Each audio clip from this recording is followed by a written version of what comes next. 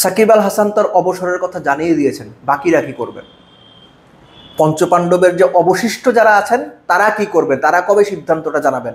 অবসর নেওয়া যে কোনো ক্রিকেটারের নিজের ব্যাপার, কিন্তু সাকিব এখানেও অন্যদের চাইতে যে সুপিরিয়র কিংবা এক্সাম্পল সেট করেন পারফরমেন্স দিয়ে, সেটা প্রমাণ করে দিলেন। সাকিব আল হাসান বুঝতে পেরেছেন যে তিনি এখন আর ড্রাইভার নেই, প্যাসেঞ্জারের জায়গায় চলে এসেছেন, এবং সেটা বুঝেই নিজেকে অ্যাসেস করে এই সিদ্ধান্ত নিয়েছেন। আমার অনুমান সাকিব গত 1-1.5 বছরে তার যে পারফরমেন্স, এবং মাঠের পারফরমেন্স না, শুধু মাঠের বাইরের যে বিষয়গুলো তার উপরে চাপ তৈরি করছে, সব কিছু মিলেই তিনি এই সিদ্ধান্তটা নিয়েছেন। তিনি আরও 6 মাস 1 বছর আগে এই সিদ্ধান্ত নিলে ভালো হতো, নাকি আরও 6 মাস খেলে গেলে ভালো হতো, এই আলোচনাটা থাকতেই পারে, যে কেউ যে কোনো কিছু বলতে পারেন। বাট সাকিব যে মাঠ থেকে অবসরের সিদ্ধান্ত নিয়েছেন এবং সেটা জানিয়ে দিয়েছেন, এজন্যই সাকিবকে সাধুবাদ। প্রশ্ন হলো বাকিরা কি করবে? আমি এর আগে একটা ভিডিওতে স্পষ্ট করে বলেছিলাম যে বাংলাদেশের ক্রিকেটাররা নানান রকম স্বার্থ সংশ্লিষ্ট বিষয়ের কারণে, যার বেশিরভাগই অর্থনৈতিক, স্পন্সর, টাকা, প্রিমিয়ার লিগ, তারপর হচ্ছে বিপিএল, এই সমস্ত কারণে সহজে জাতীয় দল থেকে বাদ পড়লেও অবসর নিতে চায় না।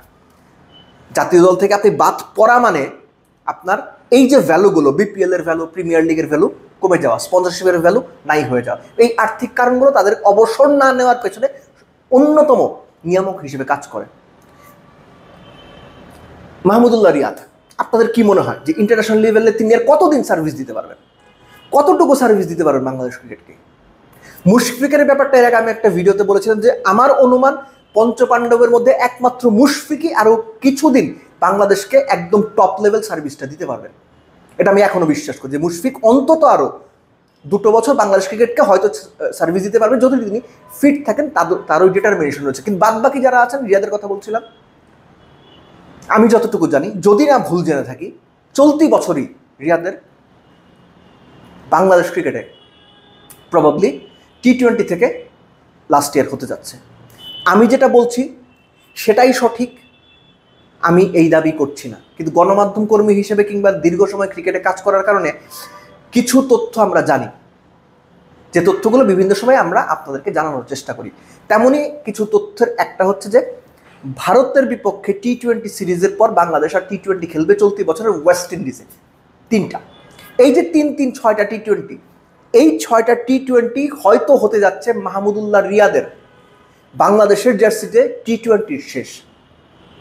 যদি ভুল না জেনে থাকি, বাংলাদেশ টিম ম্যানেজমেন্টের পক্ষ থেকে এরই মধ্যে এই চিন্তাটা করা হয়েছে, কেননা আগামী যে বিপিএলটা হবে, সেই বিপিএলটা থেকে Bangladesh team management, coach, captain, selector, coach যদি হাতুরু সিংহে থাকেন বা নতুন কোচ, যেই কোচ তো কেউ না কেউ থাকবেন, এবং অপারেশনাল দায়িত্বে যারা থাকবেন, তারা মিলেমিশেই পরবর্তী টি-20 টিমটা কেমন হবে এই সিদ্ধান্ত নেবেন, এবং বিপিএল পারফরমেন্সটা সেখানে একটা ভূমিকা রাখবে।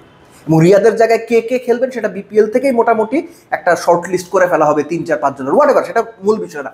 মূল বিষয়টা হচ্ছে রিয়াদের কাছেও সম্ভবত এই মেসেজটা ডেলিভার করা হয়ে গেছে।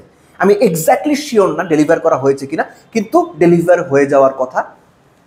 ভারতের বিপক্ষে 3, ওয়েস্ট ইন্ডিজে 3, এই 6টা টি-20 রিয়াদের বাংলাদেশ জার্সি টি-20-তে শেষ হতে যাচ্ছে। কেননা পরবর্তী যে টি-20 বিশ্বকাপ 2026, সেটার বিবেচনায়, ন্যাশনাল টিম ম্যানেজমেন্টের বিবেচনায়, নির্বাচকদের বিবেচনায় মাহমুদুল্লাহ রিয়াদ নেই। আর মাহমুদুল্লাহ রিয়াদ যেহেতু পরবর্তী টি-20 বিশ্বকাপের বিবেচনায় নেই, এই কারণে বাংলাদেশ ক্রিকেট বোর্ডও মাহমুদুল্লাহ রিয়াদকে টি-20-তে আর ক্যারি না করার সিদ্ধান্ত নিয়েছে বলেই আমি জানি। বাকিটা সময়ের সঙ্গে সঙ্গে আপনারা দেখতে পাবেন। বাট ন্যাশনাল টিম ম্যানেজমেন্ট এই যে সিদ্ধান্তগুলো নেওয়া, বা একজন প্লেয়ারকে তার সম্পর্কে বোর্ড, নির্বাচক বা ক্যাপ্টেন কী ভাবছেন সেটা স্পষ্ট করে জানিয়ে দেওয়া, it's a very good practice. তাতে প্লেয়ার নিজেও নিজেকে প্রিপেয়ার করার সময় পায়, এবং আপনারা যারা এই নীতি নির্ধারণী জায়গায় আছেন, আপনাদেরও ভবিষ্যৎ দেখার যে দক্ষতা, সেটা সম্পর্কে একটা পজিটিভ মেসেজ সব জায়গাতে ক্যারি করে। তো সাকিব সময় মতো ঘোষণা দিয়ে দিয়েছেন, একটু আগে না একটু পরে, সেই আলোচনাতে আর যাওয়ার দরকার নেই, ঘোষণা দিয়ে দিয়েছেন। এবং অন্যান্য যারা আছেন তাদেরও সময়টা ফিক্স করা জরুরি। অবসর ক্রিকেটার নিজের সিদ্ধান্ত, ভাই আমি 70 বছর পর্যন্ত খেলবো, that's up to you. But ওই সিদ্ধান্তটা নিলে মাঠ থেকে বিদায় নেওয়ার যে ব্যাপারটা, মাথা উঁচিয়ে সতীর্থদের ঘাড়ে চড়ে বিদায় নেওয়ার যে ব্যাপারটা, সেটা করার সুযোগ থাকে। আর সেটা না করলে তাহলে বাংলাদেশের অন্যান্য আরও অনেক বড় নামের মতো অবসরটা মাঠ থেকে নেওয়া হয় না। একজন অ্যাথলিট মাঠ থেকে যদি বিদায় না নিতে পারেন, তাহলে আমার মনে হয় সেটা তার ক্যারিয়ারের জন্য অন্যতম একটা কষ্টের বিষয় হয়ে থাকে। আর বাংলাদেশের টপ মোস্ট ক্রিকেটাররা যারা বাদবাকি এখনো পর্যন্ত খেলে যাচ্ছেন, আশা করি আপনারা সবাই বাংলাদেশের মানুষকে সুযোগটা দেবেন, তারা যেন মাঠে এসে আপনাদেরকে ভালোবাসায় সিক্ত করে বিদায়টুকু বলতে পারে। কিংবা বিদেশের মাটিতে যদি আপনারা অবসর নেন, বাংলাদেশের মানুষ যেন সেটা আগে জেনে যেন তারা দেশেও আপনাদের জন্য কিছু আয়োজন করতে পারে। কারণ মানুষের ভালোবাসাই আপনাদেরকে এত বড় পর্যায়ে নিয়েছে। আপনারা পারফরমেন্স করেছেন, সেই পারফরমেন্সকে দিনের পর দিন কোনো কিছু না পেয়েও সাপোর্ট দিয়ে গেছে বাংলাদেশের ভক্তরা। আর এই কারণে বাংলাদেশের ভক্তদের ওই অধিকারটুকু আছে যে আপনাদের বিদায়টাও যেন তারা সর্বোচ্চভাবে সেলিব্রেট করতে পারে।